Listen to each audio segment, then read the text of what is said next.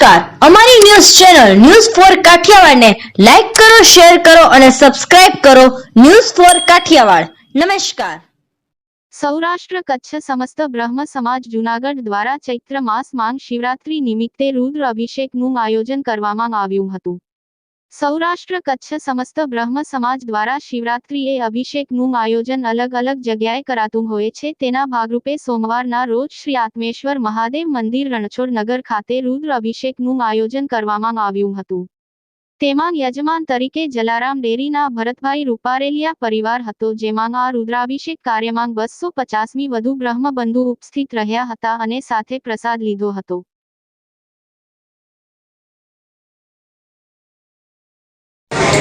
जय भोलेनाथ. ओम त्र्यंबकम यजामहे सुगंधिं पुष्टिवर्धनम् उर्वारुकमिव बन्धनात् श्रीमामृतम्.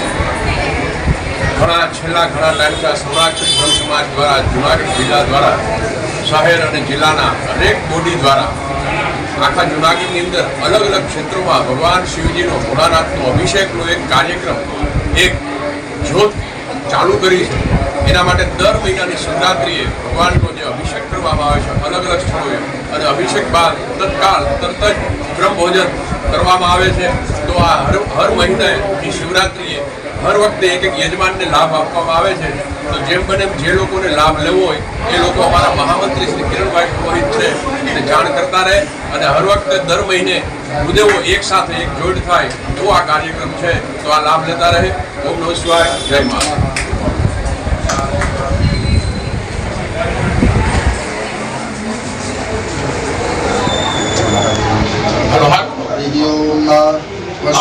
મહાદેવ. મારું નામ ભરતભાઈ રૂપારેલિયા. મારું અહીંયા આત્મેશ્વર મહાદેવની સામે જલારામ સ્વીટ એન્ડ નમકીનની મારું શોપ છે. અને આજે મને આ અભિષેકનો બહુ મોટો લાભ મળ્યો છે, એ બદલ આખા બ્રહ્મ સમાજનો હું આભારી છું.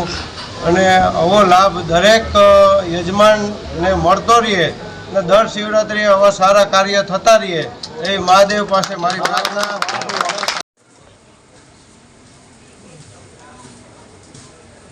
આત્મેશ્વર મહાદેવ જલારામ ડેરી અને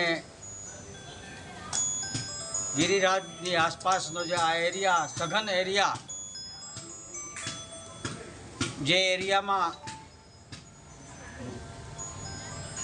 આત્મેશ્વરની સ્થાપના થયેલી છે, ત્યાં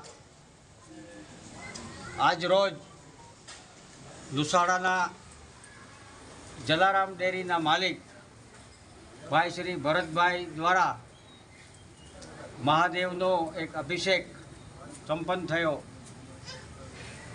દર શિવરાત્રિએ અલગ અલગ રીતે કોઈના કોઈ દ્વારા સમસ્ત બ્રહ્મ સમાજ જૂનાગઢ જિલ્લા દ્વારા મહાદેવની અભિષેકની એક પ્રક્રિયા, એક તંત્ર વિજ્ઞાન,